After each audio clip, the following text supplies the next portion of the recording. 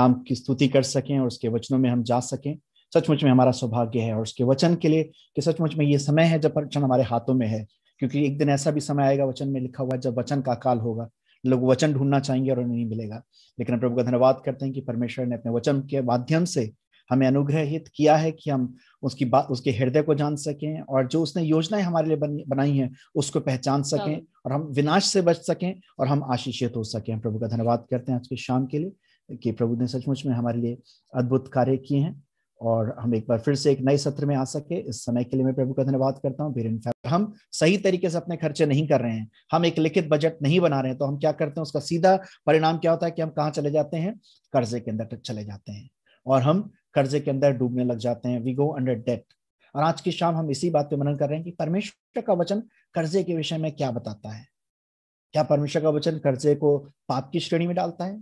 परमेश्वर क्या पाप इसका डेट के लिए या कर्जे के लिए हमें मना कर रहा है, या परमेश्वर का वचन हमें क्या हिदायतें दे रहा है? आज की शाम हम उन्हीं बातों पे चलेंगे और जैसे परमेश्वर के दास ने, भाई ने प्रार्थना भी करी कि परमेश्वर हमें बुद्धि दे ताकि हम उसके भेदों को समझ सकें। इस वचन का लेखक पवित्र आत्मा है ना। मैं केवल एक जरिया हूं जो आप तक, या कोई भी प्रभु का दास जो वचन सुनाता वो केवल एक माध्यम है, एक चैनल है, लेकिन मूल रूप से परमेश्वर का वचन है, पवित्र आत्मा के द्वारा रचित, जो हमें जब हम उसके द्वारा हम पढ़ते हैं और हम उसको अपने जीवन में लागू करते हैं, हम एक नया बल प्राप्त करते हैं और हम आशीषित होते हैं।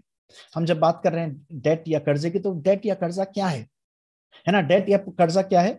एक मनी है या पोजीशन है जिसको हम दूसरों को देने के लिए ऑब्लिगेटेड है, बाध्य हैं, है ना। यानी हमारी चॉइस वाली नहीं। गिविंग की जब हम बात करते हैं ना, हमारी चॉइस है। हम किसी को गिफ्ट दे रहे हैं, वो चॉइस है। हम दान दे रहे हैं, वो चॉइस है कि हम चाहें जितना चाहें। लेकिन डेट चॉइस नहीं है। डेट क्या है? हम बाधित हैं, हम बाध्य हैं, हम ऑब्लिगेटेड हैं, हमें वो देना ही है। और डेट में क्या क्या चीजें शामिल हो जाती हैं? या कर्जे में हम किसी से, अगर हमने बैंक से कोई उधार ले रखा है, ऋण ले रखा है, मित्रों से, परिवारजनों से, अपने सहकर्मियों से, या क्रेडिट कार्ड कंपनी से, फाइनेंस कंपनी से, कहीं से भी हमने कोई ऐसा लोन ले रखा है, कर्जा ले रखा है, पैसा दे रखा है कि हम उसको लौटाएंगे, तो उसको हम क्या बोलते हैं? कर्जा बोलते हैं, है ना। और मैंने आपसे कहा था कि पिछली बार कि अगर आप अपने घर में अपने परिवार के साथ उस पर जरूर अध्ययन करिएगा, विचार करिएगा और एक सूची बनाइएगा अगर आपके ऊपर कोई भी कर्जा है ना। आज की शाम हम देखेंगे कि परमेश्वर का वचन क्या बता रहा है। बाइबल में जो है ये तो नहीं लिखा हुआ है कि कर्जा लेना पाप है ना। हम कहीं भी डायरेक्ट ये नहीं पाते हैं कि जो कर्जा है वो किसी तरीके का पाप है। लेकिन हम बाइबल में एक चीज को जरूर देखते हैं परमेश्वर के वचन में, कि परमेश्वर का वचन हमें डिस्करेज कर रहा है कर्जा लेने के लिए, हमें निरुत्साहित कर रहा है, हमें इस बात से डिस्करेज कर रहा है कि हम लोन लें या किसी तरीके का उधार लें। और हम देखेंगे आज की परमेश्वर का वचन कर्जे के विषय में क्या कहता है। सबसे पहली बात, परमेश्वर के वचन में डेट को या कर्जे को डिस्करेज किया गया है। रोमियो 13 अध्याय उसकी 8 आयत अगर मेहरबानी से निकालें। दूसरे के प्रेम के अलावा किसी और चीज के कर्जदार ना हो। आपस में प्रेम को छोड़ और किसी बात से किसी के कर्जदार ना हो, है ना। क्या लिखा हुआ है कि आपस में प्रेम के अलावा, बड़ा क्लियर लिखा हुआ है कि एक ही चीज है कि हम एक दूसरे को प्रेम लेन देन कर सकते हैं, प्रेम के संबंध हम बना सकते हैं, लेकिन परमेश्वर का वचन कह रहा है प्रेम के अलावा किसी भी चीज के कर्जदार ना हो। जहां किसी चीज में क्या आ जाता है?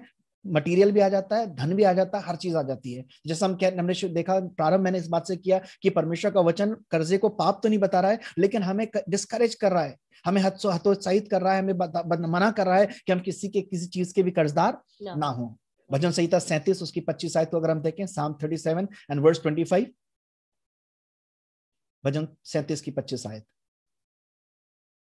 मैं लड़कपन से लेकर बुढ़ापे तक देखता आया हूँ, परंतु ना तो कभी धर्मी को त्यागा हुआ और ना उसके वंश को टुकड़े मांगते देखा है। और यहाँ पर दाऊद जो है, परमेश्वर के दास जो है, वचन को लिख रहे हैं और कह रहे हैं बचपन से मैं बूढ़ा हो गया, लेकिन कह रहे हैं मैंने किसी को, अंग्रेजी में तो लिखा हुआ है, I have never seen the righteous begging bread.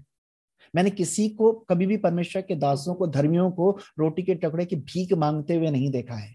और हम देखते हैं अगर डेट की बात करें तो क्या है, एक तरीके से हम लोगों से भीख ही मांग रहे होते हैं, अपने चाहे रिश्तेदारों चाहे परिवार जो, हम बोलते हैं अरे मेहरबानी से दे दीजिए ना।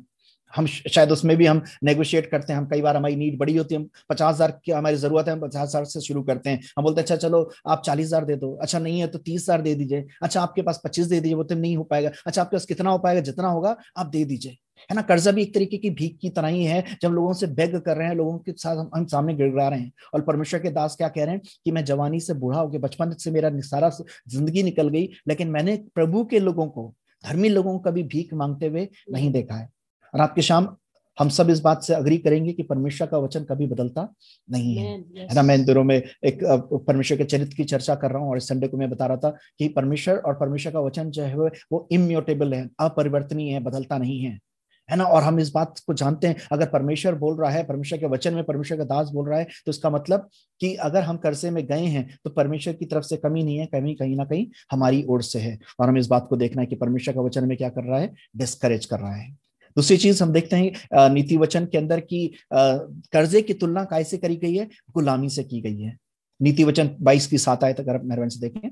धनी निर्धन लोगों पर प्रभुता करता है और उधार लेने वाला उधार देने वाले का दास होता है। यहाँ लिखा हुआ this the rich rules over the poor and the borrower is a slave to the lender. है ना, यहाँ लिखा हुआ है कि जो कर्जा लेने वाला है वो कर्जा देने वाले का क्या बन जाता है, गुलाम बन जाता है।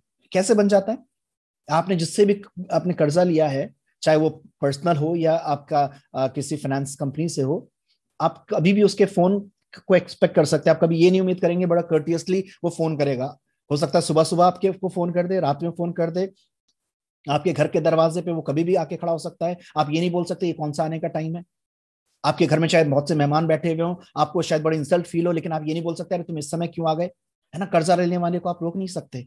आपको पता है कि कंपनीज क्या करती हैं, अगर आप कोई चीज कर्जे पे ली है आपने, तो वो क्या करते हैं, आपकी चीजों को अगर किस्तें रुक गई उठा के भी ले जाते हैं, और हर तरीके से वो आपको डील करने के लिए तैयार हैं। जो कंपनीज हैं वो लीगली भी डरा के, धमका के, गुंडागर्दी हर तरीके से करने के लिए तैयार हैं। उनको जब उन्होंने दिया है तो क्यों? क्योंकि वो कोई सोशल सर्विस नहीं कर रहे हैं, उनको अपना बेनिफिट के साथ वापस चाहिए। और हम देखते हैं इसीलिए वचन क्या बता रहा है कि कर्जा लेने वाला क्या होता है, कर्जा देने वाले का गुलाम हो जाता है। और हम जानते हैं हम जब प्रभु यीशु मसीह में आए हैं, हमने जब प्रभु यीशु मसीह को ग्रहण किया है, तो हमने क्या किया है, गुलामी से आजादी पाई है। यीशु मसीह ने बोला मैं क्या आया हूं, मेरे परमेश्वर का अभिषेक मुझ पर है, बहुत सी चीजें कह रहा है मैं क्या, और उसके साथ एक चीज बोल रहा है ताकि मैं क्या कर सकूं, गुलामों को आजाद कर सकूं। सो दैट है कि मैं सेट द स्लेव्स फ्री। गुलामी, अगर आज आप इस कर्जे की गुलामी में, तो आज को बताना चाहता हूं प्रभु यीशु मसीह उस गुलामी से भी आजाद करने के लिए आपको है। परमेश्वर नहीं चाहता कोई भी प्रकार की गुलामी हो, यहां तक कि कर्जे की गुलामी भी अगर हम ऊपर है तो परमेश्वर नहीं चाहता, प्रभु यीशु मसीह नहीं चाहते। वो कह रहे हैं मेरे पर परमेश्वर का अभिषेक इसलिए है कि मैं आपको इस गुलामी से भी आजाद कर सकूं। और आज की शाम में आपको भरोसा दिलाना चाहता हूं, अगर परमेश्वर पे आप विश्वास करेंगे तो परमेश्वर आपको एक डेट फ्री लाइफ जीने के लिए अवश्य मदद करेगा। आप एक कर्जे से मुक्त जीवन बिता पाएंगे। जो एक गुलामी है, उस कर्जा जो एक गुलामी की तरह आपके ऊपर या लोगों के ऊपर बंधुआ बनाता है, आप उससे भी एक आजाद जीवन बिता पाएंगे, क्योंकि परमेश्वर का वचन हमसे इस बात को वायदा कर रहा है। हम देखते हैं कि परमेश्वर का वचन और हमें कर्जे के विषय में क्या कहता है। हम विशेषकर पुराने नियम के अंदर चलते हैं और हम वहां देखते हैं व्यवस्था विवरण उसका 28 अध्याय, उसकी 15 आयत, 43 एंड 44 वर्स। अगर आप लोग को कहीं पे भी वर्सेस चाहिए या कोई भी हेल्प चाहिए, आप मेरे नंबर पे व्हाट्सएप मैसेज कर सकते हैं। मैं आपको मैसेज रेफरेंसेस कुछ छूट जाते हैं या कोई भी क्वेश्चन है, मैं आपकी मदद करने में, आपको आंसर करने में या रेफरेंस भेजने में खुश होऊंगा। परंतु यदि तू अपने परमेश्वर यहोवा की बात ना सुने और उसकी सारी आज्ञाओं और विधियों के पालने में जो मैं आज सुनाता हूँ चौकसी नहीं करेगा, तो ये सब श्राप तुझ पर आ पड़ेंगे। जो परदेसी तेरे मध्य में रहेगा वह तुझसे बढ़ता जाएगा और तू आप घटता चला जाएगा। वह तुझको उधार देगा परंतु तू उसको उधार ना दे सकेगा। वह तो सिर और तू पूंछ ठहरेगा। यहाँ पर परमेश्वर का वचन बड़ा स्पष्ट बता रहा है। व्यवस्था विवरण जो है एक आशीषों का वचन है, उसमें परमेश्वर के वचन के लिखा हुआ अगर तू मेरी आज्ञाओं को मानेगा और उसके साथ डिलीजेंटली अगर पूरे हृदय से उसके अनुसार चलेगा, तो एक आशीषों की लिस्ट है 15 आयत तक।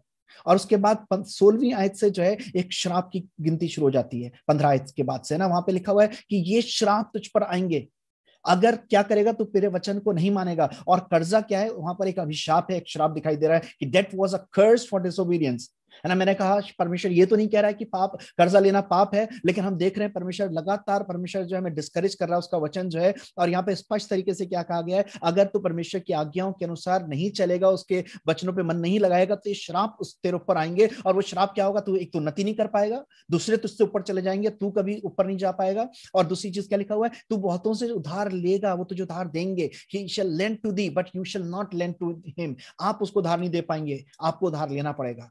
यानी कि अगर आज आप किसी कर्जे में हैं, तो उसका मतलब यह है कि कहीं ना कहीं आपसे अनाज्ञाकारिता हुई है, आपने परमेश्वर के वचन का, आज्ञा का पालन नहीं किया है और आपके ऊपर एक श्राप आया है।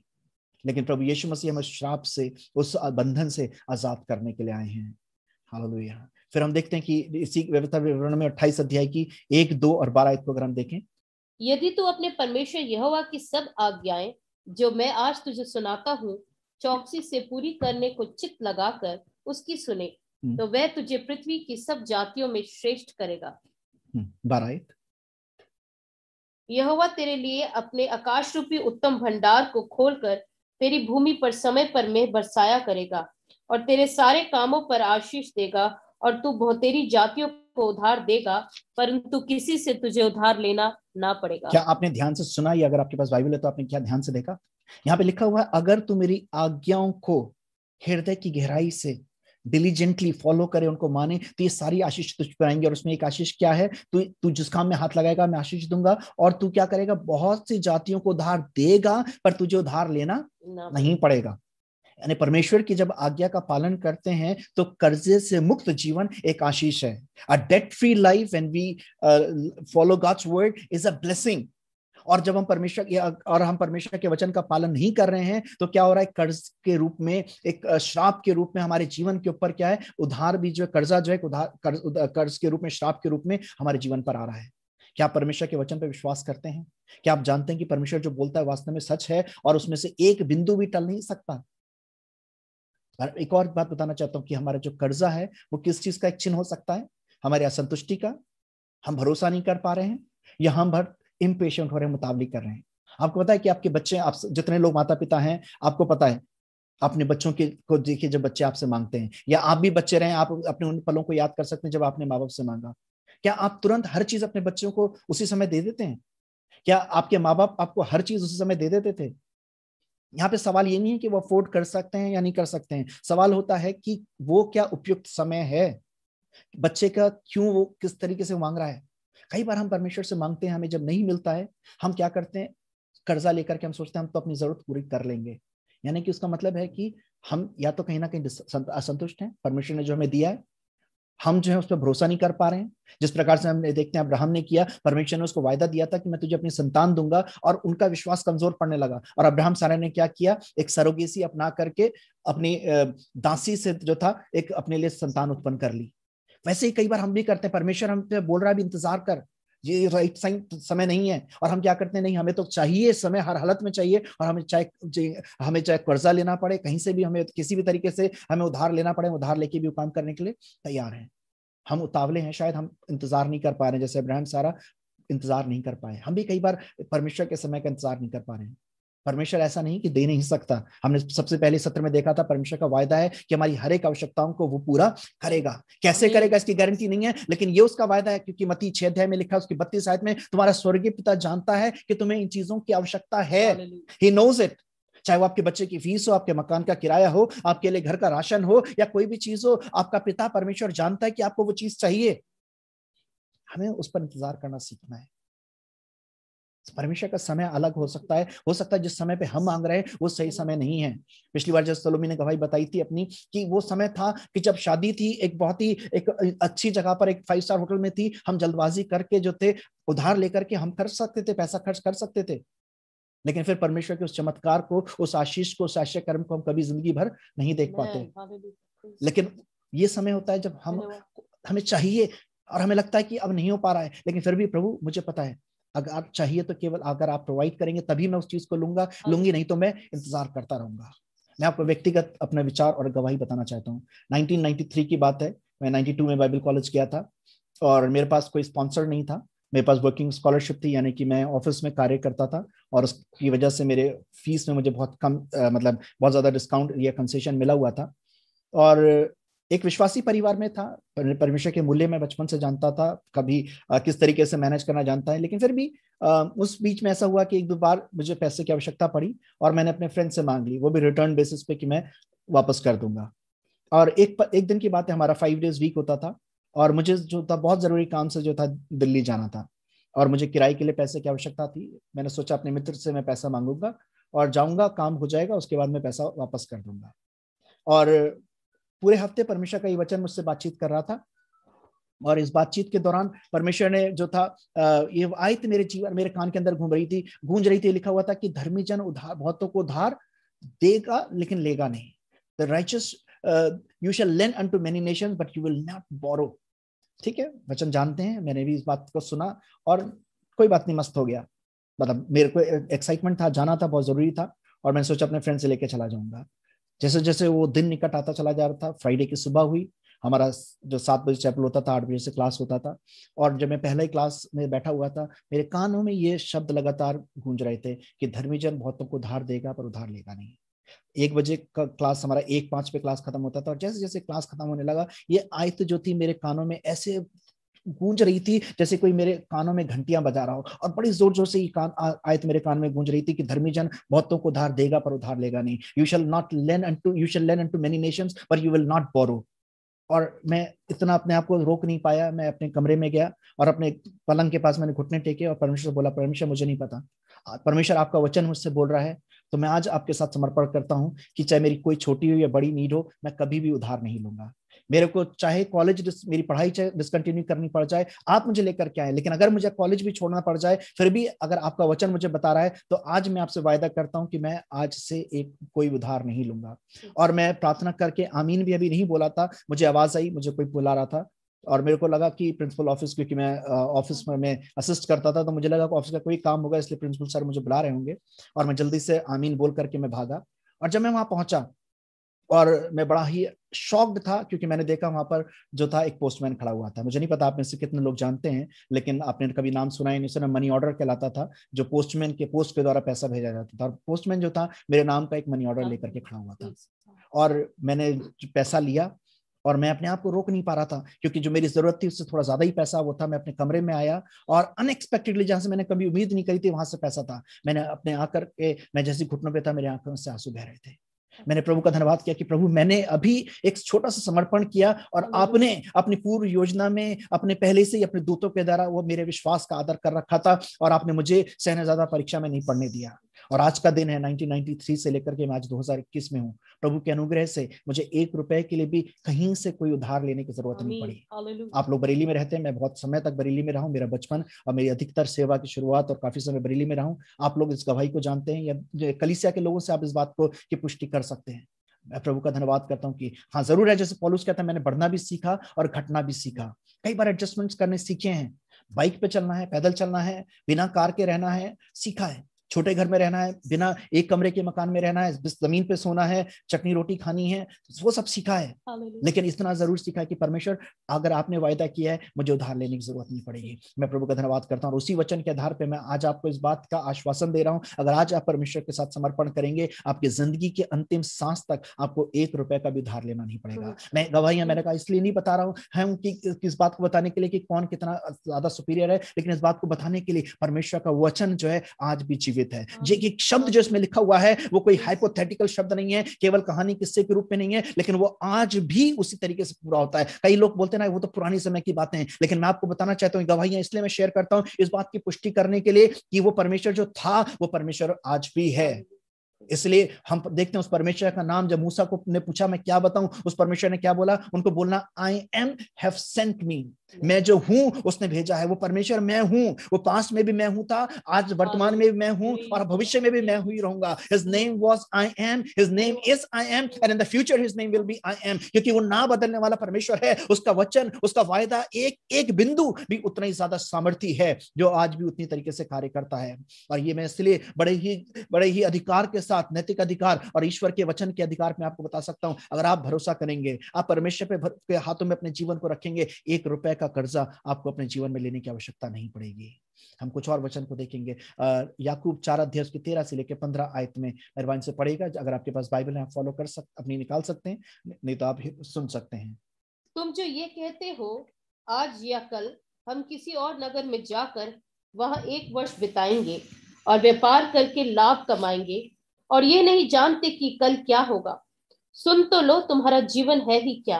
तुम तो भाप के समान हो, जो थोड़ी देर दिखाई देती है फिर लोप हो जाती है।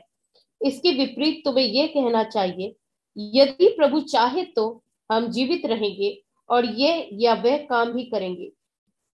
ओके, आप लोग हम सब करके बता सकते हैं कितने लोग हैं कि जो इस बात की अपने उम्र को प्रेडिक्ट कर सकते हैं कि आप अपने जो हैं कम से कम 2 साल या 5 साल जिंदगी जीने जा रहे हैं। क्या कोई ऐसा व्यक्ति है जो बता सकता है? या कितने लोग इस बात को एक्सेप्ट करते हैं कि हम एक दिन की भी गारंटी नहीं ले सकते, कि हम ये बात नहीं बता सकते कि हम कल जिंदा रहेंगे या नहीं रहेंगे? मैं जानता हूं कि आप लोग सब इस बात से सहमत होंगे कि हम कभी भी अपने भविष्य की पूर्व हम जो है उसका प्रेडिक्शन नहीं कर सकते, हम नहीं बता सकते हम कितना जिंदा रहेंगे। लेकिन जब हम लोन ले रहे हैं तो एक्चुअली में हम क्या बोल रहे हैं? हम गारंटी दे रहे हैं कि हम 5 साल तो जिंदा रहेंगे ही, हम 15 साल तो जिंदा रहेंगे ही। यहाँ पर क्या हो रहा है? हमारे विश्वास का और जो हम कर रहे हैं उसका क्या हो रहा है? खंडन हो रहा है, हम उसको खंडित कर रहे हैं। यहाँ पे वचन में हमने साफ देखा कि वचन क्या बता रहा है कि हम जो है किस बात के लिए, कि ये मत कहना कि हम ये करेंगे वो करेंगे, हम ऐसा करके पैसा कमाएंगे। क्योंकि और जब भी कुछ करो तो ये कहना कि अगर परमेश्वर ने चाहा तो, if God allows, if God wills, अगर परमेश्वर की मर्जी हुई तो। क्योंकि हम नहीं जानते कि हमारी जिंदगी कितनी है, हम गारंटी नहीं दे सकते कि हमारा जीवन कितना है। और जब हम उधार ले रहे हैं, हम कर्जा ले रहे हैं, तो हम इस बात के लिए एक तरीके से गारंटी ले रहे हैं, हम इस बात को घोषणा कर रहे हैं, कम से कम जितने साल का हम लोन ले रहे हैं, अगर 5 साल 7 साल 15 साल 10 साल, तो हम बोल रहे हैं कि इतने साल तो मैं जिंदा रहूंगा ही रहूंगा, इतने साल तो मैं जिंदा रहूंगी। हमारा जो कर्जा है वो भविष्य के ऊपर प्रिजम्पशन पर है, पूर्व हम जो है इस बात को मान करके चल रहे हैं कि हम जो है हम इतने जिंदा रहेंगे। और बाइबल डिस्करेज करती है प्रिजम्पशन के ऊपर, कि हम जो है इस बात को मान के ना चलें कि हम कितने जिंदा रहेंगे। परमेश्वर ने अगर चाहा, परमेश्वर ने जीवन दिया तो हम जीवित रहेंगे, लेकिन हमें गारंटी नहीं है कि हमारी जिंदगी कितने दिन की है, कितने जिंदा रहेंगे। लेकिन जब कर्जा ले रहे हैं तो हम जाने अनजाने में हम इस बात की घोषणा कर रहे हैं कि हम इतना तो जिंदा रहेंगे ही। हमें नहीं पता हमारे जीवन में कल क्या रखा हुआ है। मेरे को एक व्यक्ति की गवाही याद है कि एक व्यक्ति थे और बड़े पैसे वाले, सब कुछ था, लेकिन उन्होंने क्या किया? थोड़ा सा कर्जा लिया, सब कुछ उनके पास था, बड़े धनवान थे, लेकिन वो कर्जा क्या हुआ? धीमे धीमे चक्रवृद्धि ब्याज में बदलता चला गया। नशे के पिला करके, शराब पिला करके उनसे जो था उनकी प्रॉपर्टी भी उनके नाम लिखवा ली गई, क्योंकि उस कर्जे के बदले में लौटाने के लिए। और वो जब घर जो था, वो जब घर बिका और जब वो घर तोड़ा जा रहा था, बिल्डर ने वो घर खरीदा, आपके बरेली शहर की बात बता रहा हूं मैं। और जब घर तोड़ा गया, उनको हार्ट अटैक पड़ा, और हार्ट अटैक पड़ने के कुछ ही मुश्किल से 1 हफ्ते के बाद ही जो थे उनकी डेथ हो गई। हम उस परिवार में जाते थे, उनको समझाते थे, लेकिन वो कभी भी वचन, उनकी वाइफ तो फिर भी बैठती थी, लेकिन वो वचन सुनने के लिए या परमेश्वर के अधीन करने के लिए तैयार नहीं थे। और जिस नाज से उन्होंने अपने एक इकलौते बेटे को पाला था, उनकी पत्नी और उनके बेटे को बहुत से संकट झेलने पड़े। यहाँ तक कि अपनी सर्वेंट, जिनके घर में बहुत से सर्वेंट्स काम करते थे, उनके कुछ समय के लिए उनकी पत्नी और बच्चे को जाकर के अपने सर्वेंट के घर पे तक रहना पड़ा। हम जब कर्जा लेते हैं, हम क्या कर रहे हैं? अपने परिवार को, अपने प्रियों को हम जोखिम के अंदर डाल रहे हैं। हमें नहीं पता हमारी जिंदगी कितनी है। इसलिए परमेश्वर का वचन हमें सावधान कह रहा है कि हम क्या करें? भविष्य के ऊपर अपने जीवन को आधारित ना करें, क्योंकि हमें पता नहीं कि हमारा जीवन कितने समय का है ना। यहाँ पर हम देखते हैं परमेश्वर के वचन में लिखा हुआ है कि जो कुछ भी है ना, अगर निकालिएगा नीति वचन, भजन संहिता 37 और नीति वचन उसका 3 अध्याय। दुष्ट ऋण लेता है और भरता नहीं, परंतु धर्मी अनुग्रह करके दान देता है। यहाँ क्या लिखा हुआ है कि वचन, जो दुष्ट व्यक्ति है ना, हमें क्या करना चाहिए? अगर कर्जा ले रखा है तो हमें क्या करना चाहिए? हमें वापस करना चाहिए, है ना। जो कुछ भी आपने लिया हुआ, परमेश्वर का वचन हमें बता रहा है। क्योंकि दुष्ट जन क्या करता है कि लेता तो है लेकिन उसको लौटाता नहीं है। लेकिन परमेश्वर के लोग जो है उनको क्या करना चाहिए? जितनी जल्दी हो सके कर्जा लौटाना चाहिए। नीति वचन उसका 3 अध्याय 27-28 अगर हम पढ़े, नीति वचन 3:27-28। जिनका भला करना चाहिए, यदि तुझ में शक्ति रहे तो उनका भला करने से ना रुकना। इंग्लिश में लिखा, do not withhold good from those to whom it is due, है ना। जिसके आप देनदार हैं, जिसको आपको देना है, उनको देने से मत रोकिए। बहुत से लोग हैं, है ना, जो लेते हैं लेकिन उन्होंने लोगों का कर्जा वापस नहीं किया। क्या आपकी गिनती उनमें से तो नहीं है? क्योंकि अब आप अपने नहीं है। पौलुस कहता है कि तुम दाम दे के मोल खरीदे गए हो। आपके साथ परमेश्वर का नाम जुड़ा हुआ है। जिस प्रकार से एक बच्चा गलती करता है तो उसके माँ बाप की बदनामी होती है, उसी प्रकार जब हम परमेश्वर के वचन का उल्लंघन करते हैं तो किसकी निंदा होती है? हमारे परमेश्वर की निंदा होती है। हम उस जीवित परमेश्वर की संतान कहलाते हैं। इसलिए अगर आपने कर्जा लिया है तो उसको वापस भी करना बहुत जरूरी है ना। सवाल यह आता है कि हम कर्जे में जाते कैसे? क्या चीज है, कौन सी चीज हमें कर्जे की ओर ले जाती है? What leads us to death, है ना। कौन सी बातें हैं, है ना। हम उन तथ्यों को देखेंगे, उन फैक्टर्स को देखेंगे जो हमें कर्जे की ओर लेकर के जाते हैं। होशियार 4:6 में परमेश्वर विलाप कर रहा है ना। वो विलाप करा कि मेरे लोग ज्ञान की कमी से नाश हो गए। 2 चीजें, एक तो ज्ञान की कमी और दूसरा उन्होंने क्या किया? मेरे ज्ञान को तुच्छ जाना। वो जानते हैं और उसके बाद भी उस परमेश्वर के वचन का पालन नहीं करते हैं। है ना। और हम इस बात को देख रहे हैं कि आज परमेश्वर के लोगों को उस अर्थव्यवस्था को डील करने की शिक्षा नहीं दी जा रही। कलीसियाओं के अंदर अर्थव्यवस्था पे बात नहीं करी जाती, देने की बात करी जाती है, लेकिन जो है हम ये नहीं सीखते कि हमें कैसे बाकी जो सत्य में हम सीख रहे हैं कि फाइनेंशियल प्रिंसिपल को नहीं सीखते, हमें कैसे बचत कर, हमें कैसे कमाना चाहिए, कैसे खर्च करना चाहिए, कैसे पैसे के साथ लेन देन करना चाहिए, हमें कैसे परमेश्वर भरोसा करना चाहिए, कैसे हमें कर्जे से बचना चाहिए, हमें कैसे देना, कितना देना चाहिए, हमें क्या बचत करनी चाहिए। इन चीजों को हम जानते ही नहीं है। और इसलिए क्या होता है कि ज्ञान की कमी की वजह से हम कर्जे में चले जाते हैं। और दूसरी चीज की lack of planning and discipline. नीति वचन 12:1 में लिखा हुआ है, whoever loves discipline loves knowledge, but whoever hates correction is stupid। नीति वचन 12:1। जो शिक्षा पाने से प्रीति रखता है वह ज्ञान से प्रीति रखता है, परंतु जो डांट से बैर रखता है वह पशु सरीखे है। यहाँ लिखा जो who hates correction is stupid। जो करेक्शन से, जो डांट से, जो करेक्ट करने से बैर रखता है। हम कई बार करेक्शन नहीं चाहते। हम ऐसे में कई बार लोग क्या करते हैं, फ्लोटिंग होते हैं, घूमते रहते हैं एक कली से दूसरी कली से। में क्यों? क्योंकि पास्टर से वो अच्छी चीज सुनना नहीं चाहते, यानी कि कोई कठोर वचन नहीं सुनना चाहते। उनको वही अच्छा लगता है कि बस शाबाशी का बढ़िया सा वचन सुना दिया जाए, भविष्यवाणियां कर दी जाए, उनके भविष्य के विषय में अच्छे से प्रेडिक्शन कर दी जाए, है ना। बस इतना ही चाहते हैं। कई बार हमारे पास भी लोग आते हैं कि पास्टर जी फाइल पे हाथ रख के दुआ कर दीजिए और बस उस पर वीजा लग जाए, पर हमारा कनाडा का हो जाए। लेकिन मैं उनसे सवाल पूछता हूँ, कई ऐसे मेरे सामने ऐसे सवाल, ऐसे परिस्थितियां आई जब मैंने सवाल पूछा, मुझे पता चला कि वो जिनकी जिस तरीके से चाहते वो तरीके ही गलत थे, नैतिक तौर से भी और परमेश्वर के वचन के आधार पे भी। और मैंने उनको मना कर दिया। मैंने कई लोगों को बैप्टिज्म देने से मना कर दिया। लोग चर्च छोड़ के चले गए। आज वही होता है कि आपका पासवान कोई कठोर शब्द या कड़ा वचन बता दे तो हम क्या करते हैं, हम कलीसिया बदलने के लिए तैयार हो जाते हैं। लेकिन परमेश्वर का वचन बताता है वो भी व्यक्ति जो करेक्शन से बचता है, जो करेक्शन से घृणा करता है, वो स्टूपिड है, वो मूर्ख है। ये मैं नहीं बोल रहा हूँ, परमेश्वर का वचन बता रहा है। और हिंदी में लिखा है वो पशु सरीखा है।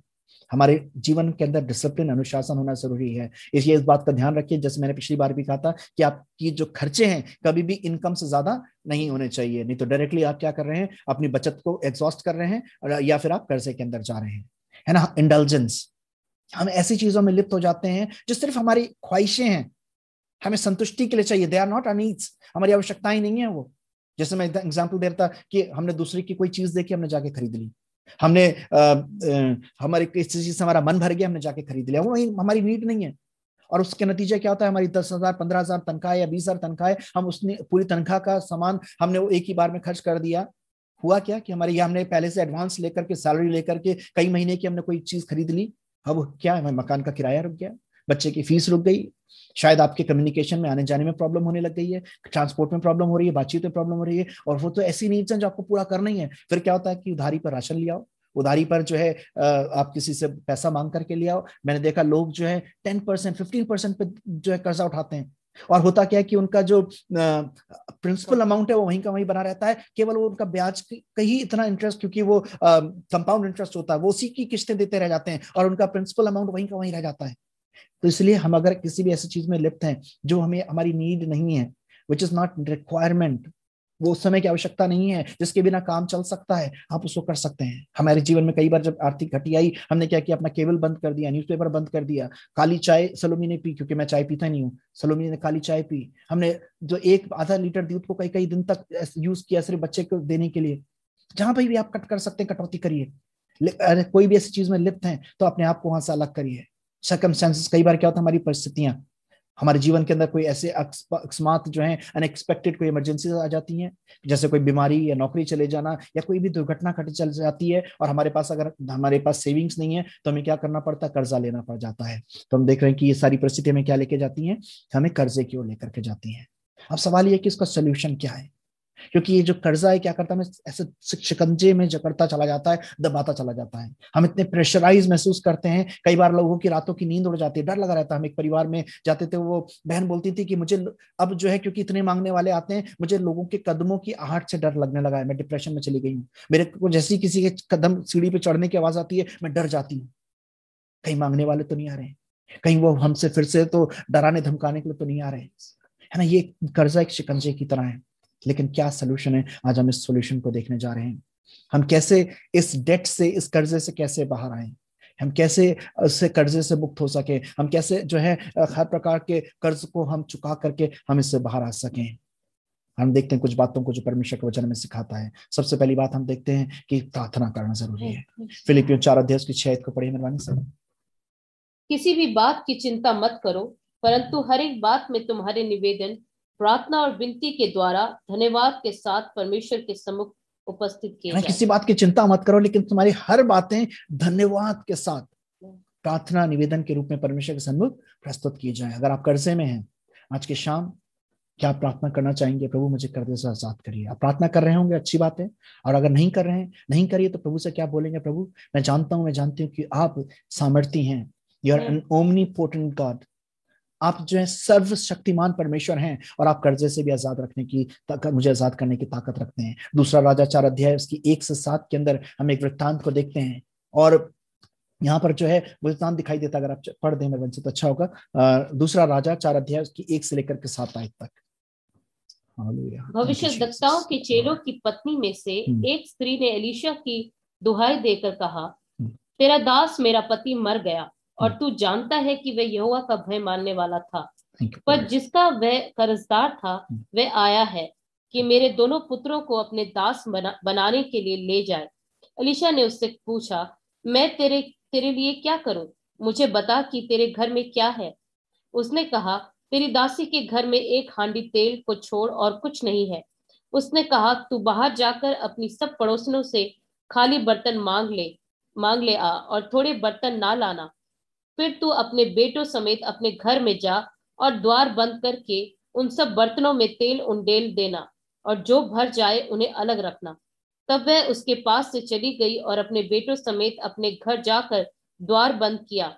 तब वह तो उसके पास बर्तन लाते गए और वह उंडेलती गई।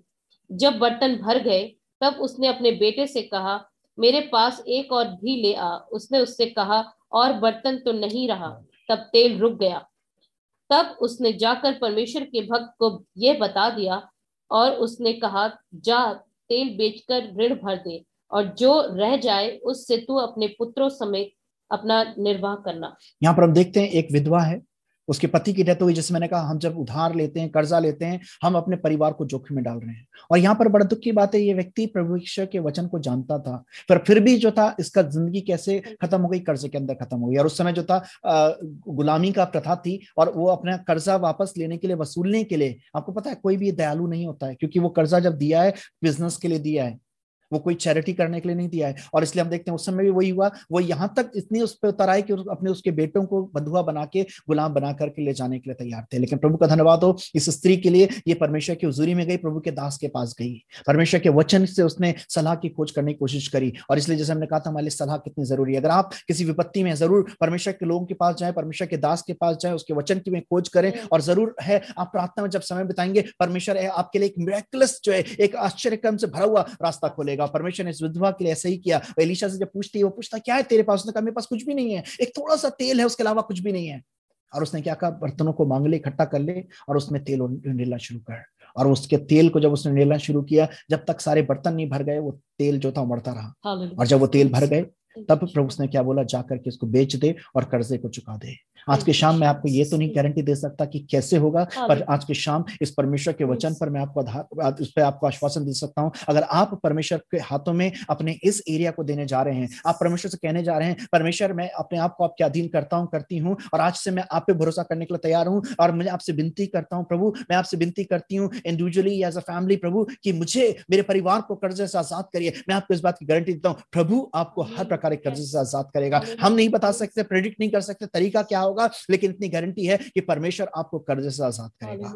दूसरी चीज, परमेश्वर को देते रहें। परमेश्वर को पहला प्रथम फल देकर के लिखा हुआ उसका आदर करना। होता क्या, जब हमारा हाथ टाइट होता है, सबसे पहले क्या करते हैं, हम परमेश्वर का जो हिस्सा है वो देना रोक देते हैं, और उससे हमारी बचत नहीं होती है। उल्टा क्या होता है, जो क्या करता है हमारे लिए, वो एक नुकसान का कारण बन जाता है। एक बड़ा एक सुंदर एग्जाम्पल एक दिन परमेश्वर के आत्मा ने मुझे समझाया है ना। आपको अगर आप जो देखें, जो मदर्स हैं वो इस बात को ज्यादा समझ पाएंगी। एक माँ जो है, जो अपने बच्चे को फीड कराती है, तो ये क्या प्रमाण है कि परमेश्वर ने उसको बांझ नहीं रखा है, पहली बात। दूसरी चीज, वो जो फीड कराती है, वो इसको ऐसा नहीं है कि अगर वो फीड ना कराए तो वो मिल्क जो है, जो लैक्टेशन है, वो उसके लाभ के लिए वो बहुत हेल्दी हो जाएगी। बल्कि तो क्या होता है, वो जो दूध है उसके खुद के लिए नुकसान का कारण बन जाता है। लेकिन जब वो अपने बच्चे को वो दूध पिलाती है, जब वो दूध अपने शरीर से निकलने देती है, तो क्या होता है, बच्चे को तो मिलता ही मिलता है, लेकिन वो खुद भी स्वस्थ रहती है।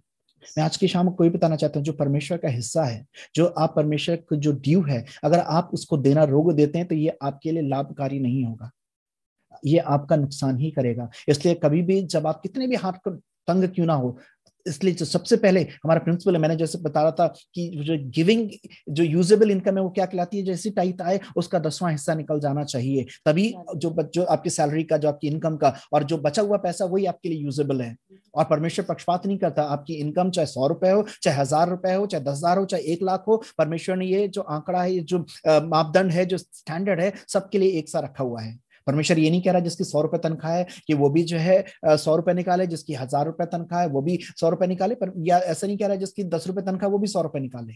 परमेश्वर ने उसी अनुपात में रखा हुआ है ना। हमारा जो परमेश्वर का देना है, जो हिस्सा है, परमेश्वर को निकालें और आप देखेंगे उसकी आशीष आपके जीवन के ऊपर आने पाएगी। तीसरी चीज, आप जो उसके आज ये प्रण करिए, या अगर आप जब भी इस बात को समझ लेते हैं, मैं इमोशनल होकर के नहीं चाहूंगा कि आप भावनाओं में आकर के, लेकिन जब इस निर्णय पे आ जाएं कि प्रभु मैं आजादी चाहता हूं निर्णय अपने हर कर्जे से, तो आपको ये प्रण करना पड़ेगा, प्रभु अब से मैं कोई नया कर्जा नहीं लूंगा, नहीं लूंगी। क्योंकि बहुत से लोगों की आदत बन गई है कर्जा लेना, ये उनकी नीड नहीं है, बट ये उनका लाइफस्टाइल बन गया है। मैं लोगों को जानता हूँ क्या करते हैं, उन्होंने 10,000 कहीं से लिया उधार, कर्जा लिया, और उसके बाद उसको चुकाने के लिए उन्होंने जब थोड़ा प्रेशर पड़ने लगा, उन्होंने कहीं और से 20,000 लिया, 10,000 उसका लौटा दिया, अब किसी और का 20,000 रुपए। फिर प्रेशर पड़ने लगा, किसी और जाके उन्होंने 25-30,000 रुपए कर्जा ले लिया और उसका लौटा दिया, या तो उन्होंने 2 जन से 15-15, 20-20 हजार उठा लिया और उस व्यक्ति का उठा लिया, उसका कर्जा लौटा दिया। और ये क्या एक साइकिल की तरह उनके जीवन में बंधा हुआ है, और वो कभी भी ऋण मुक्त या कर्जे से मुक्त जीवन बिता ही नहीं पा रहे हैं। जिंदगी के अंत तक उनके बच्चे बूढ़े हो गए, उनके बच्चे परेशान हो गए हैं, उनकी पूरी जिंदगी इसी तरीके से बीतती चली जा रही है। लेकिन आज परमेश्वर से आपको वायदा करना पड़ेगा, प्रभु मैं कोई भी नया कर्जा नहीं लूंगा, कहीं नहीं लूंगी।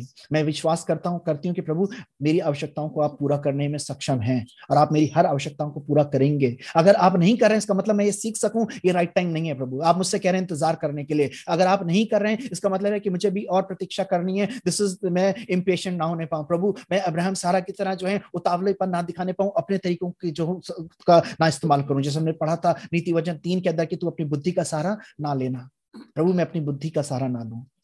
चौथी बात है कि आप जो है अपनी सूची बनाइए, जितने भी आपने कर्जे ले रखे हैं, चाहे वो मटेरियल, कोई भी चीज आपने मटेरियल के तौर पे मांग रखी है किसी से कर्जे के रूप में, कोई चीज इस्तेमाल करने के लिए, या आपके पास धन दौलत की आपके पास कर्जा है। मुझे नहीं पता आप में से कितने लोगों ने बनाई है, अगर आपने बनाई है तो मैं उम्मीद करता हूं कि आप उसको लेकर के बैठे होंगे, है ना। लेकिन नहीं है तो आप जो है इस सेशन समाप्त होने के बाद तुरंत मैं चाहूंगा कि अपनी पति पत्नी के, अपने आप स्पाउस के साथ बैठ करके उस लिस्ट को बनाइएगा और उसमें लिखिएगा कि जो है क्या क्या आपने कितना कर्जा ले रखा है। उसके बाद नेक्स्ट बात हम देखते हैं कि आपको जो है एक लिखित प्लान बनाना पड़ेगा स्पेंडिंग का और खर्च करने का, कि ताकि आपको पता चल सके आपकी कितनी इनकम है और आप कितना खर्चा कर रहे हैं। और उसके बाद नेक्स्ट पॉइंट हम देखते हैं कि आपको एक रीपेमेंट का प्लान स्टैब्लिश करना पड़ेगा कि आप किस तरीके से वापस करें। इसलिए सबसे अच्छा तरीका क्या होता है कि जिसका, अगर आपने जो है ब्याज पे उठा रखा है, तो ब्याज पे क्या करना चाहिए, आपको देखना चाहिए जिसका सबसे ज्यादा रेट ऑफ इंटरेस्ट है, सबसे पहले आप क्या करिए उस कर्जे को उतारिए। या कोई छोटा लोन है तो आप सबसे पहले उसको उतारिए, ताकि आपके लोन की क्वांटिटी कम होती रहे, है ना। मैं देखता हूँ कई बार लोग क्या करते हैं, मुथूट से फाइनेंस उठा लेते हैं, उधार उठा लेते हैं, लेकिन आपको, और कई बार वो जितनी कि उन्होंने गोल्ड रखा है उससे ज्यादा तो उसकी किस्त पे कर रहे हैं। मैं लोगों को सलाह देता हूँ कि इससे बेटर तो ये है कि आप क्या करिए, उस चीज को बेच करके तब जो है उसका भी कर्जा उतार दीजिए, प्लस वो चीज आपके और भी काम आ जाएगी।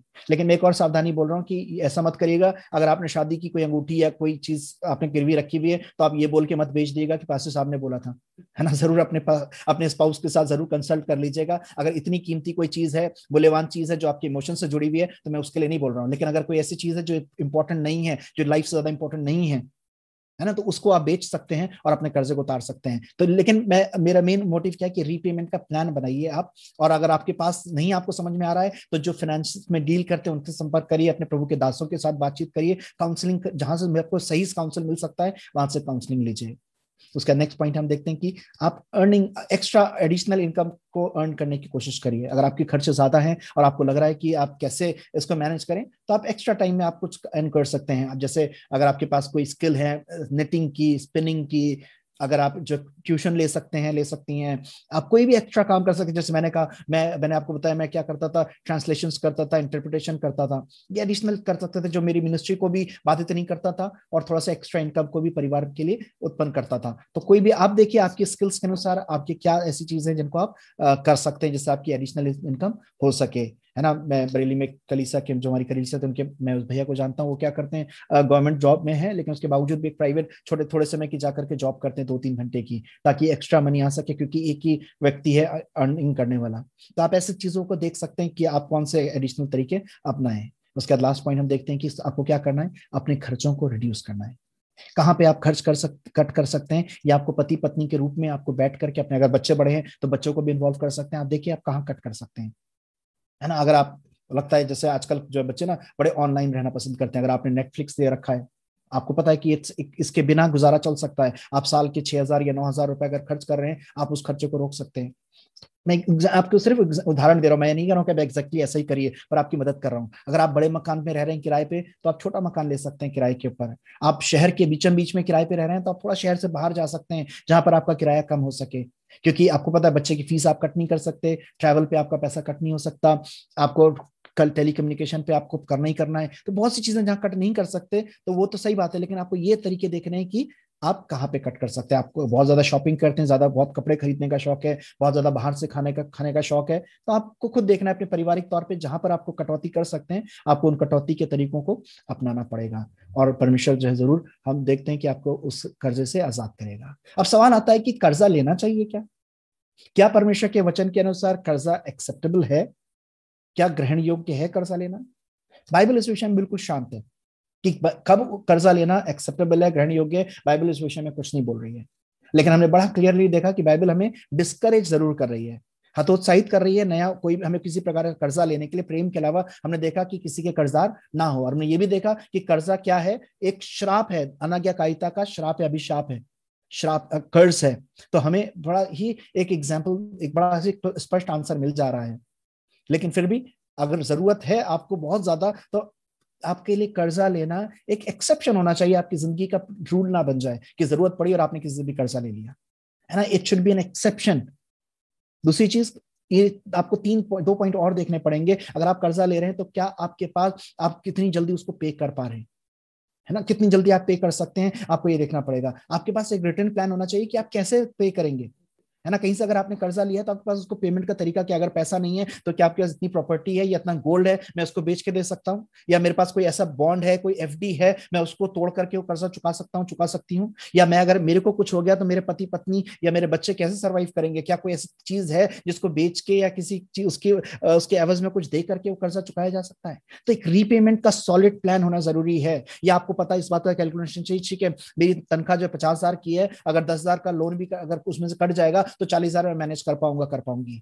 एक सॉलिड रिपेमेंट का प्लान होना चाहिए, तभी जो है आप कर्जा लीजिए। लेकिन फिर भी ये आपका एक्सेप्शन होना चाहिए, रूल नहीं होना चाहिए। मैं एक प्रभु के दास को भी जानता है ना, उनके जीवन की शैली बन चुकी थी। वो क्या करते थे, जैसे मैंने बताया, वो उन्होंने एक जगह से उधार लिया, किसी से 10,000 20,000 लिया, उसके बाद उन्होंने दूसरे व्यक्ति से 30,000 40,000 पकड़ा, उसको लौटा दिया, फिर किसी से 50,000 लिया, उसको लौटा दिया, किसी से 1,00,000 रुपए ले लिया, उसको लौटा दिया, फिर 2 जगह से और 1-1 लाख रुपए ले लिया। ये जीवन की प्रक्रिया बन गई थी, जीवन शैली बन गई थी। आज बहुत से लोगों की जीवन शैली बन गई है। इट्स नॉट नीड, पर एक्सेप्शन है। डेबिट कार्ड, क्रेडिट कार्ड रखना, व्यक्तिगत तौर से मैं क्रेडिट कार्ड रखना इसलिए पसंद ही नहीं करता हूँ, क्योंकि क्रेडिट कार्ड जो है शुद्ध देसी भाषा में क्या है, अपनी चादर से बाहर पैर फैलाना। डेबिट में क्या है, आपके अकाउंट में जितना उतना ही खर्च कर सकते हैं। क्रेडिट में क्या है, आपको एक लेवरेज मिल जाती है, एक आजादी मिल जाती है, अरे कोई बात नहीं अभी नहीं है तो कोई बात नहीं बाद में दे देंगे। और हम क्या करते हैं, अनुशासनहीनता के अंतर्गत हम चले जाते हैं। मैं कई बार बहुत सी ऐसी गवाही, बहुत सी ऐसी बातें जानते हैं। एक व्यक्ति की बात है जिसने ऐसी घूमने गए, यारी दोस्ती के अंदर 2,000 दुकान से कुछ सामान खरीद के लिए आए, नीड नहीं थी, बस घूमने गए तो 2,000 रुपए क्रेडिट कार्ड से खर्च कर दिए, क्योंकि जेब में क्रेडिट कार्ड था, भूल गए। और उसके बाद उसका जब बिल करीब आया 40,000 प्लस, जब उसका बिल आया तब याद आया, अरे मैंने तो कोई कर्जा लिया था। उसके बाद भी सेटलमेंट के बाद भी करीब 20-25 हजार रुपए देने पड़े 2,000 रुपए के बदले में, है ना। हम कई बार ऐसी चीजें हैं जो हमारे लिए जरूरत नहीं है, बट हम क्या करते हैं, उसको आदत बना लेते हैं। तो आज की शाम इस बात को अपने जीवन में गांठ बांध लीजिए कि कर्जा लेना आपके लिए एक एक्सेप्शन होना चाहिए, रूल नहीं होना चाहिए, और वो भी तब जब आपके पास एक सॉलिड रीपेमेंट का प्लान हो। एक और बड़ी सावधानी की बात मैं बताना चाहता हूँ, पढ़िए मेहरबानी से नीति वचन 17 की 18 आयत, प्रोवर्ब्स 17 एंड वर्स 18।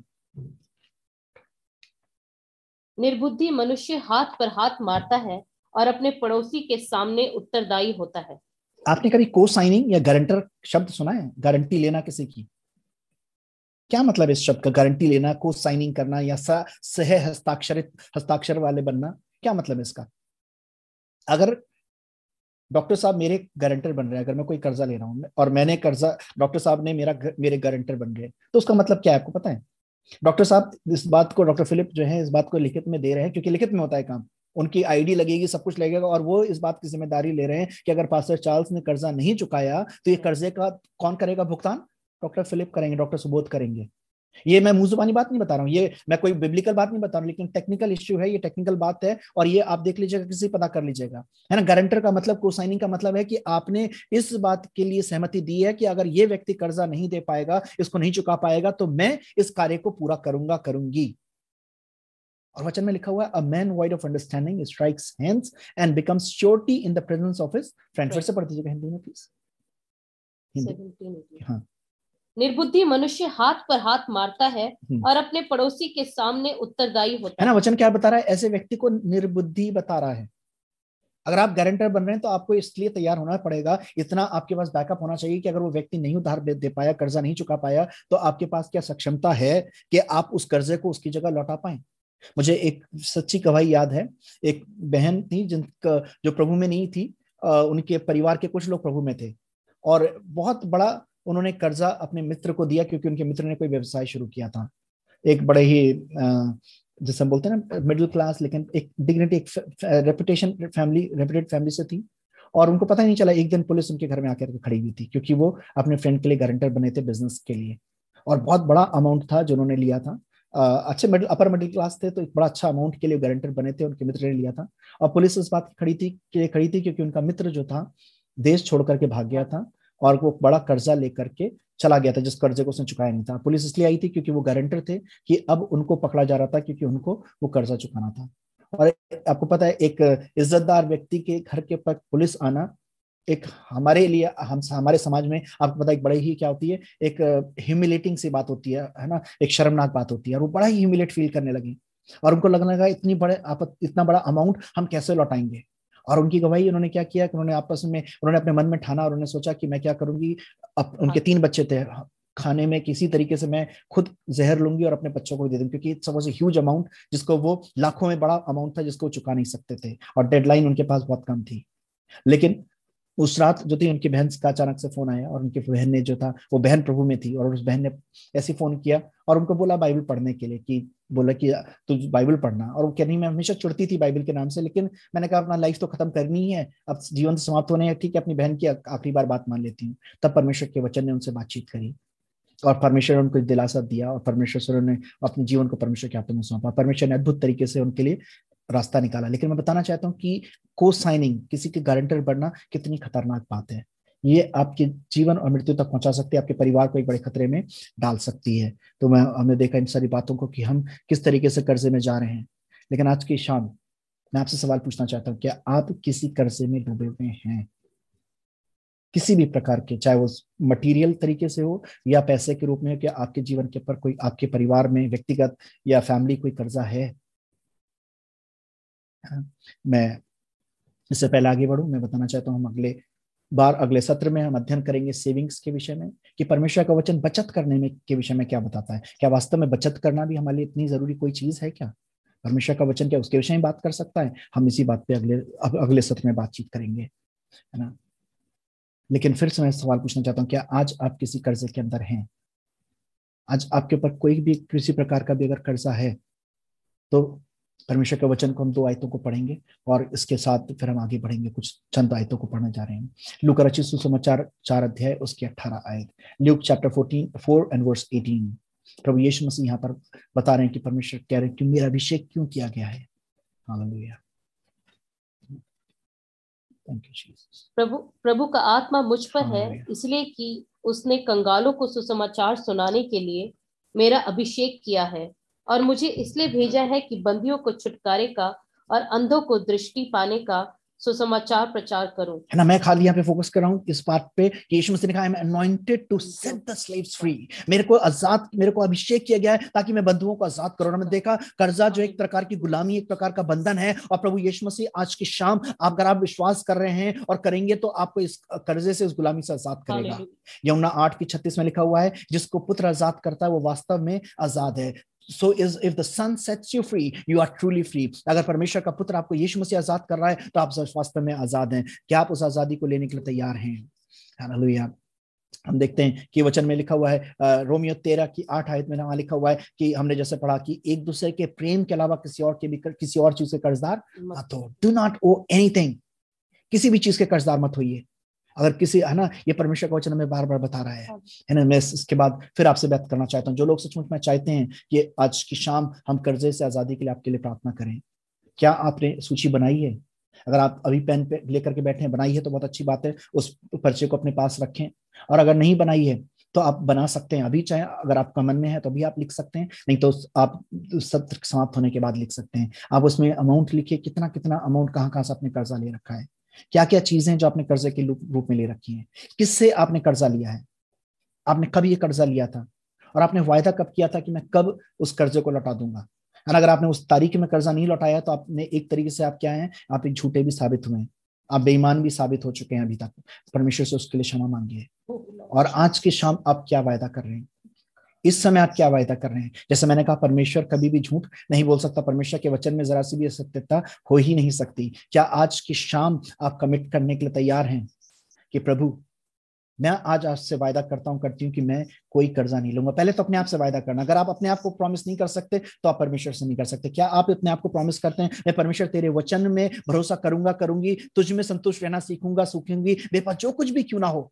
मैंने जैसे अपनी गवाही बताई, मैंने प्रभु 1993 में वायदा किया, मैं उस समय बाइबल कॉलेज में था, मैंने कहा प्रभु अगर मेरी पढ़ाई भी अधूरी छूट जाए, मुझे आज, मैं उसके लिए भी तैयार हूं, लेकिन मैं आज आपके सामने वायदा करता हूं कि मैं आज से कोई कर्जा नहीं लूंगा। 1993 से 2021 के अंदर हम प्रवेश कर चुके हैं, है ना, 28 ईयर्स हो चुके हैं, मोर देन 28 ईयर्स, और परमेश्वर के अनुग्रह में मुझे 1 रुपए का भी कर्जा लेने की जरूरत नहीं पड़ी। लेकिन क्या आप ये परमेश्वर के साथ वायदा करने के लिए तैयार हैं? अगर आप करने के लिए तैयार हैं, हम बहुत जल्दी जो है आपके साथ जो है प्रार्थना करने जा रहे हैं। Hallelujah.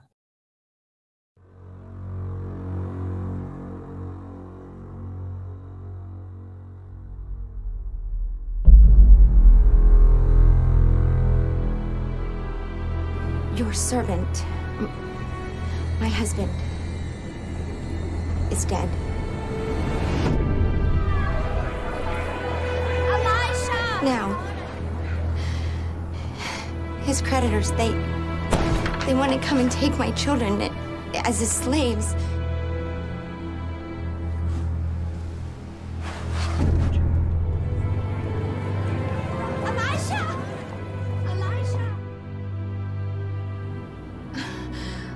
Nothing. What do you have? Nothing. Except a little oil. Bring it to me. Go to your neighbors and get all their empty jars. Pour the oil into the empty jars. When each is filled, put it to the side. Get all you can carry.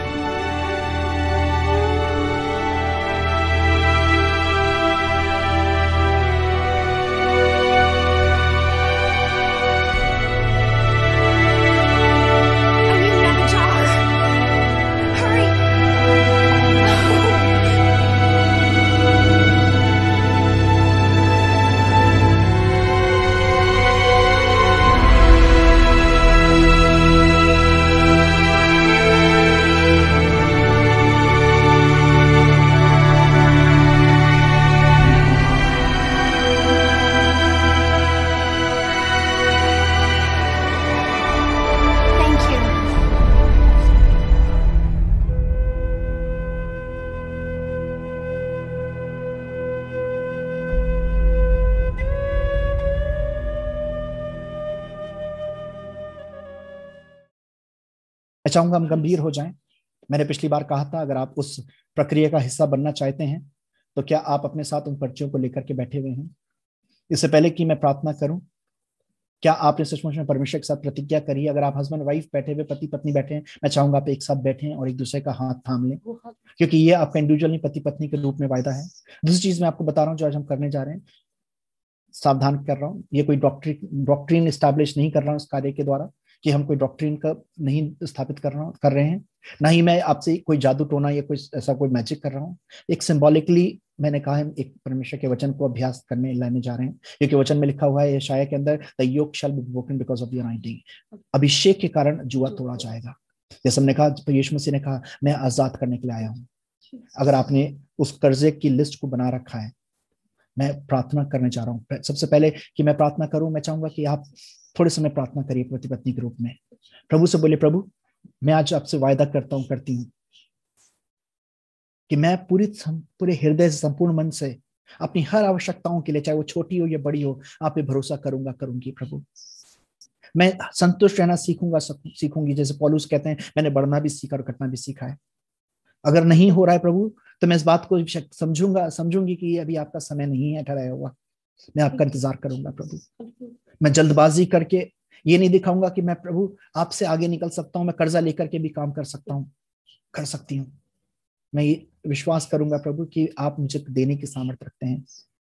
और आपके वचन में जैसे प्रभु उस विधवा, जब वो Elisha आपके दास के पास गई, आपने अद्भुत तरीके से मिरेकलसली आजाद किया उसको कर्जे से। आज की शाम मैं और मेरे पति या पत्नी में विश्वास करते हैं प्रभु कि आप हमारे परिवार को इस कर्जे से आजाद करने जा रहे हैं। हालेलुया। और पवित्र आत्मा का अभिषेक इस समय उंडेल करके, हालेलुया। हमें नहीं पता प्रभु कैसे करेंगे, लेकिन आज की शाम प्रभु हम इस बात पर यकीन करते हैं कि आप मुझे, मेरे परिवार को एक कर्ज रहित, एक कर्जे से आजादी का जीवन देने जा रहे हैं प्रभु। हालेलुया। कैसे होगा हमें नहीं पता प्रभु, लेकिन प्रभु हम इस क्षेत्र को आपके हाथों में सौंपते हैं, इस एरिया को आपके हाथों में सौंपते हैं प्रभु, और आपको पुकारते हैं प्रभु, क्योंकि आप यीशु मसीह हमें हर गुलामी से आजाद करने आए। इसलिए मैं प्रार्थना करता हूं प्रभु, हम प्रार्थना करते हैं प्रभु, मुझको, मेरे परिवार को इस कर्जे की गुलामी से आजाद करिए। Hallelujah. Thank you Jesus, thank you Lord, thank you Jesus, thank you Lord. Hallelujah, thank you Jesus. पवित्र आत्मा का अभिषेक उतरने पाए, और अभिषेक के कारण प्रभु कर्जे का जुआ मैं प्रार्थना करता हूं प्रभु हर एक के जीवन से उतरने पाए राइट नाउ यीशु के नाम में। जब प्रभु इन जोड़ों ने, पति पत्नी ने, परिवार ने समर्पण किया है प्रभु, आपने इनके हृदय की पुकार को सुना है प्रभु, इनकी प्रभु व्यथा को देखा है, इनके स्ट्रेस को देखा है। आज की शाम प्रभु हम मिलकर के प्रभु आपके वचन की घोषणा करते हैं, क्योंकि आप आजाद करने के लिए आए। इस कर्जे की गुलामी से भी हम आजादी घोषित करते हैं। हालेलुया। इस समय हम जब प्रार्थना कर रहे हैं, आप उन पर्चियों को, अगर आपके पास वो बर्तन तैयार है, आप एक अभिषेक के रूप में, पवित्र आत्मा के अभिषेक को सिंबॉलिक जान करके उसको जला सकते हैं उस मेटल के बॉक्स के अंदर। हालेलुया। ओ रबा शक्खरबा, I pronounce Lord right now, पवित्र आत्मा का अभिषेक हर एक जुए को तोड़ने पाए, कर्जे के जुए को तोड़ने पाए, यीशु के नाम में, यीशु के नाम में प्रभु आपके वचन की घोषणा करता हूं। हालेलुया। ये वचन जो जीवित वचन है, जो कल था, आज है और युग तक एक सा रहेगा प्रभु यीशु मसीह, क्योंकि आप यस्टरडे, टुडे एंड फॉरएवर एक से परमेश्वर हैं, और जो आपने वायदा किया वो एक वायदा सच्चा है। इसलिए मैं प्रार्थना करता हूं पवित्र आत्मा के अभिषेक के द्वारा कर्जे का जुआ हर एक जीवन से, हर एक परिवार से इस समय आज के शाम टूटने पाए, और प्रभु हम गवाहियां सुनने पाएंगे प्रभु कि आपने परिवारों को कर्जे से आजाद किया है प्रभु। हमें नहीं पता, हमारा दिमाग नहीं जानता कैसे होगा, लेकिन हम आपके वचन पे भरोसा करते हैं। जैसे प्रभु उस विधवा स्त्री ने एलीशा के, आपके दास के वचन पे भरोसा किया, और आपने उस स्त्री को मिरेकलसली उस कर्जे से आजाद किया। इसी प्रकार मैं आपके दास होने के नाते मैं यकीन करता हूं, और अपने लोगों को प्रभु जो आज वचन सुन रहे हैं, यकीन दिलाता हूं प्रभु कि कैसे होगा नहीं पता, लेकिन आज का आपका आत्मा इनके लिए प्रभु रास्ते खोलेगा, ताकि हर एक कर्जे से आजाद होने पाए। और मैं बड़ी एक संतुष्टि की कामना इनके लिए करता हूँ। आई रिलीज सेटिस्फैक्शन कि जो कुछ इनके पास है प्रभु, वो उसमें संतुष्ट रहना सीख सके। और जैसे पौलुस कहते हैं, ना तो बल से ना शक्ति से, लेकिन परमेश्वर जो मुझे बल देता है उसके द्वारा मैं संतुष्ट भी रहूंगा, सब कुछ करूंगा और संतुष्ट रहूंगी। Hallelujah. I pronounce joy. I pronounce freedom from debt. I release a debt-free life. कर्जे से मुक्त जीवन को मैं हर एक के ऊपर घोषित करता हूँ यीशु के नाम में। जब इन्होंने समर्पण किया है, अंतिम सांस तक प्रभु किसी को 1 रुपए का भी कर्जा लाना ना पड़े प्रभु। धन्यवाद हो, क्योंकि आप जो परमेश्वर थे वो हैं और हमेशा रहेंगे। You were, I am, you are today, I am, and you will always be an I am Lord. आप मैं हूं थे, मैं हूं हैं और मैं हूं रहेंगे, और आपने कहा मैं सर्वशक्तिमान परमेश्वर हूं। Hallelujah, hallelujah. धन्यवाद हो, प्रार्थना को सुनने के लिए धन्यवाद हो। आदर महिमा सब कुछ हम आपको देते हैं, क्योंकि आप और केवल आप उसके योग्य हैं। प्रभु यीशु के नाम से आमीन। God bless you. Have a debt-free life. प्रभु आपको बहुत आशीष दे. Thank you, Berean Fellowship. Thank you.